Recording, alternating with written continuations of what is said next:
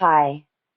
If you've landed on this page, chances are you remember or best know the version of me that you see in these images of happy times prior to the fall of 2019. I grew up in rural Ohio, went on to be the first in my family to earn a bachelor's degree, graduating summa cum laude. I then earned a master's degree in library and information science, became fluent in Spanish, and traveled the world on the money I could make working along the way.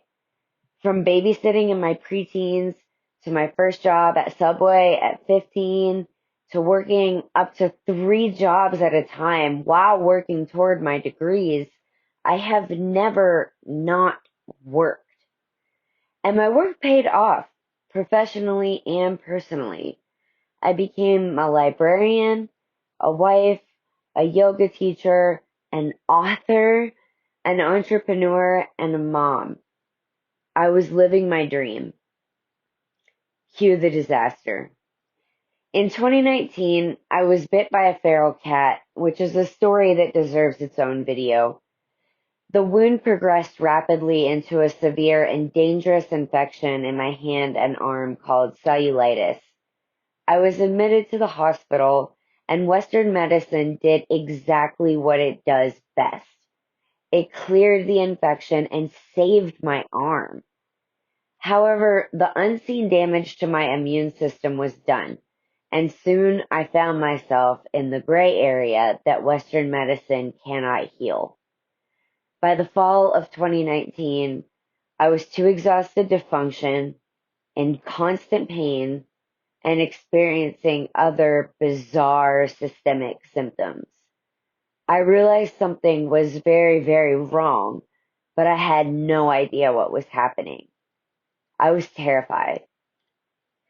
It took a long time, a lot of self advocacy, and some very serious treatment mistakes before I received a diagnosis of myalgic encephalomyelitis, or ME/CFS.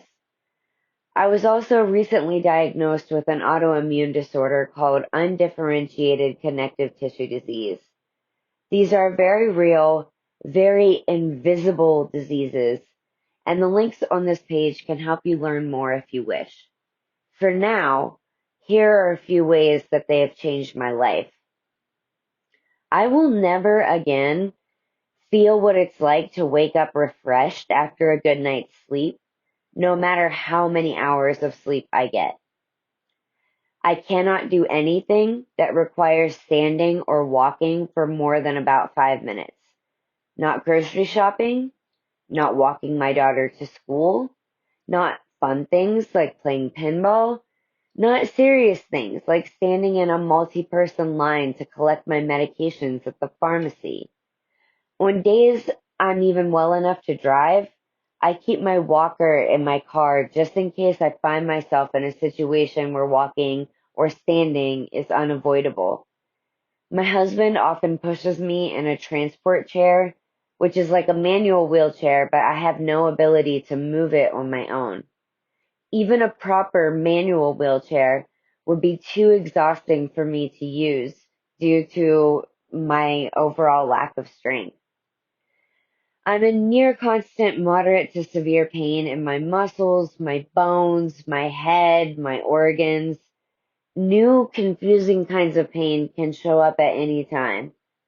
Loved ones who have seen the tough girl Katie they know in real life collapsed in pain have been left terrified by this experience. If the acknowledgement of suicidal ideation is triggering for you, please skip ahead about 30 seconds. At the beginning and for years, I thought about suicide constantly. I am so very lucky to even be alive. Suicide is the second most common cause of death for people with ME/CFS. This is a disease with no cure, no treatment, or a broken social safety net. This is a disease of despair. I hope it's becoming clear why I desperately need a portable electronic wheelchair and why I'm asking for your financial support. My dreams for my life have changed. Here's what I yearn for now. I want to hike on paved trails with Beryl and Chris again, just so we can be in nature together. I want the autonomy to go into a store and purchase my own embarrassing but necessary medicines and products instead of asking my husband to help me every time I run out of enemas. Yeah, that's a real thing. Sexy, right? I want to go to every one of Beryl's school or extracurricular events that I physically can, instead of her knowing her mom as just a body in a bed. ME/CFS and undifferentiated connective tissue disease are forever diseases. Old Katie is gone and she's never coming back. This is not negative thinking. It is acceptance, a critical step in the grieving process necessary to move into a new life where true happiness, not magical thinking, really is possible. A tool like a wheelchair I can control can help me get out of the house and back into the world a little at a time. I'm not all that special. Freak accidents that permanently change people's bodies and therefore their lives happen all the time.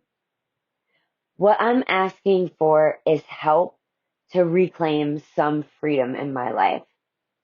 Freedom is hope, and we all need hope to survive.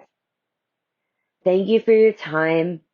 If you're able to contribute even $1, I thank you for your generosity. If you're able to share this campaign with one person on social media or even better in real life, I thank you for your willingness to share my story. My new big dream is, in a short time, to be able to post another video. This one of me and my daughter and my husband just walking down the sidewalk together to the park.